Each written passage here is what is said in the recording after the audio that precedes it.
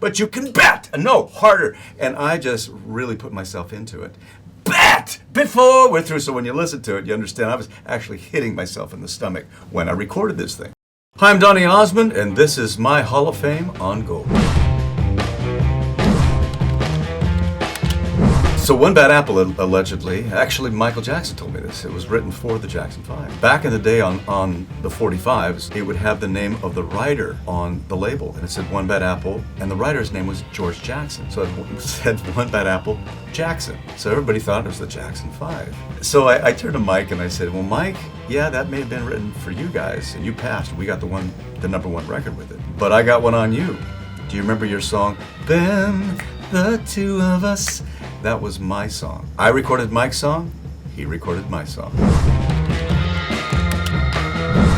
When Go Away Little Girl went #1, I was so young at the time, I didn't really understand how important a #1 record was. Everybody around me was like saying, you have a #1 record. I thought, okay, that's kind of cool. Everybody thinks Puppy Love was my biggest record, or the 12th of Never, or things like that. No, it was Go Away Little Girl. So Puppy Love was undoubtedly the song that really I'm known for as a kid. So I recorded it in the studio, and they called it Puppy, and everything was done live. There's a huge orchestra. Don Coster was conducting. Mike Curb was in the booth. My family was in the booth. I'm in the little vocal booth, and I'm singing my heart out. Oh, I guess they'll never know. And I think I did it maybe 3 times with the orchestra. That's all. 3 times. It became a massive hit. These little girls were listening to it, I don't know how many times a day, being played on the radio hundreds and hundreds of times. So I remember going out and singing it for the first time in concert, live. And they called it Puppy Love, screaming like crazy, and I forgot the words. And I'll still about, and you found all the time that, and you teeth of a band. And I just made up words, and nobody knew the difference. I learned the words after that. We recorded Crazy Horses. Alan actually played that. And so many bands over the years have tried to replicate that sound. They couldn't do it. I'm going to give you the secret. It was a YP30 Yamaha organ with a portamento, through a wah-wah pedal, and a stack of Marshalls, so loud you couldn't even go into the studio. The organ had to be in the control room, and that's where Alan played it. I played it live when we did it on stage, but that was the secret. And in fact, when I was on Dancing with the Stars, Ozzy's in the audience, and during a commercial break, he comes backstage, and he said, Crazy Horses is one of my favorite rock and roll songs of all time. That's kind of a nice endorsement. The 12th of Never was recorded by so many different artists, and I would have to say, undoubtedly, my favorite song of that era that I ever recorded. I started singing when I was 4 years old, professionally at 5.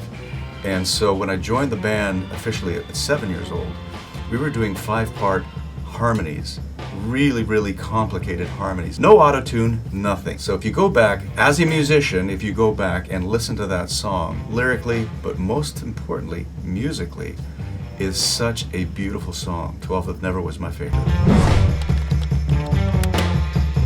Don't love me for fun, girl. Let me be the one, girl. Love me for a reason. Let the reason be love. I'll never forget that choreography. Love Me for a Reason was probably, besides Crazy Horses, one of the classic Osmond songs. It has been redone by a lot of different bands, and it was the last music video I ever did with my brothers. Probably, undoubtedly, our favorite song we ever did together because of the harmonies. Back in the 80s, a horrible decade for me because I couldn't get a record deal, I couldn't get anything happening in my career. I asked Michael Jackson at the time, Mike, how do I get back on the charts? And he gave me some advice that offended me. He said, change your name. I said, what? He said, your name is Poison. And it was quite offensive. Fast forward now 7 years, Soldier of Love is released anonymously because the radio stations didn't want to say they were playing Donny Osmond music. So Mike was right. It became a hit record without my name. because there was no prejudice. See, there's nothing. There was no baggage associated with Soldier of Love. It was just the music. He was right. It worked. The year was around 1994. I'm in Chicago doing Joseph and the Amazing Technicolor Dreamcoat. I get a call from a lady by the name of Pam Coates. She's the producer for a movie called Mulan. And she said, would you be willing to sing a song on this movie? It's called Mulan. I said, I'd love to be part of a Disney film, but I'm in the middle of doing Joseph and the Amazing Technicolor Dreamcoat in Chicago. She said, do you have any days off? I said, Sundays and Mondays.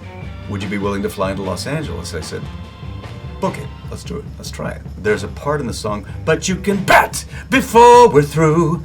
He said, you're going to get hit in the stomach with a big stick. Pretend that you get hit with a stick when you're singing it. I said, sure, I can do that, whatever. I threw myself into this part. Let's get down to business to defeat the Huns. And I only did it maybe 3 or 4 takes. And I did, but you can bet. They said, no, you're getting hit harder than it. But you can bet. No, harder. And I just really put myself into it. Bet before we're through. So when you listen to it, you understand I was actually hitting myself in the stomach when I recorded this thing. A few years later, because it took like 8 years to make this film, and Captain Shang comes on the screen. Let's get down to business. The audience is like so into it. And after the song was over, my son, Brandon, who was maybe 10 at the time, looks up at me and he says, Dad, you finally made it.